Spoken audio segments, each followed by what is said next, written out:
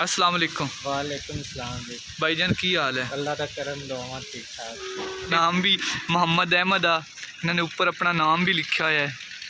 पहले मतलब लिखा होएगा जो उस तो बाद इन्हों की बाजू बाद च ही कट होया सी ना, 5 साल कहते हो गए कि मेरा बाजू कट होया सी।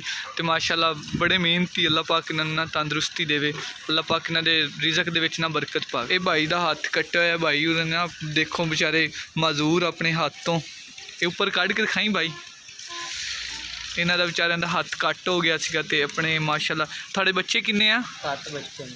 7 बच्चे आ माशाल्लाह, 7 बच्चे आ। ते मोटरसाइकिल भी अपने सज्जे जो खब्बे हथ नाल चलाते आ, ते अपना बेचारे ना गुजर बसर इस तेल के उत्ते ही करते। थोड़ा गुजारा हो जाता है इहदे नाल? इंशाअल्लाह ताला अल्लाह दे हुक्म नाल गुजारा अल्लाह दित्ती जांदे। अच्छा कि तुम सारे ही दिन ने चलाने हैं, फिर तुम उस हथ नाल चला किवें लैंदे? रेस वगैरह का सिस्टम भी तुम इस हथ नाल कीता? खब्बे हथ रेस वगैरह की।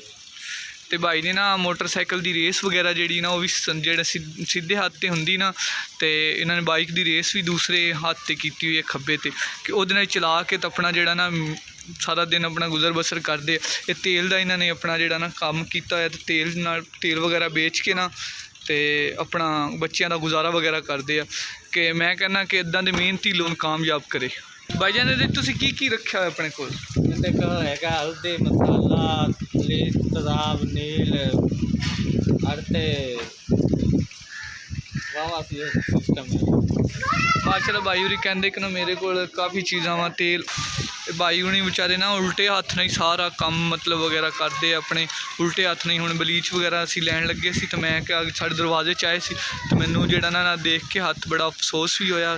तो देखो माशाल्लाह इन्ना मेहनती भाई मैं पहली दफ़ा अपनी ज़िंदगी देखा कि लोग इन्ने ज़्यादा मेहनती भी है। ਅਸੀਂ नील वगैरह लिया भाई को, तो मैं उन्हें पैसे दिते, तो मैनू बड़ा जड़ा ना दुख भी होंदा पिया, लेकिन माशाल्लाह इन्ने ज़्यादा मेहनती है, मैनू बड़ी खुशी भी होंदी पई है। भाईजान मैं बड़ी खुशी हुई माशाल्लाह तुसीं अपनी मेहनत करदे, किसी दे अगे हथ जड़ा नहीं फैलाते। कि कुछ लोग मैं देखा कि चंगे भले होंदे आ, लेकिन वो अगे लोगों के अगे ना हथ फैलाते आ, मेहनत करने की बजाय किसी के हथ अगे हथ फैलाना बड़ा आसान काम समझते हैं।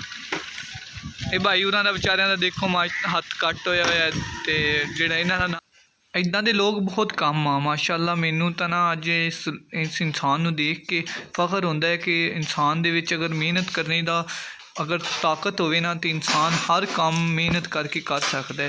क्योंकि अगर हुणे अपने हाथ तो मोहताज है, लेकिन माशाल्लाह अपनी मेहनत करदा पिया, तो अपने बच्चों नू रोज़ी अपने एक हाथ नाल भी कमा के दे रहा है।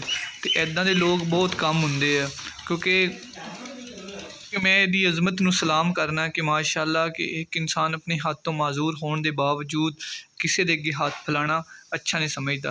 अल्लाह पाक इनू काम इदां दे बहुत ज़्यादा। वीडियो अच्छी लगी तो मेरे चैनल को लाइक और सब्सक्राइब करें।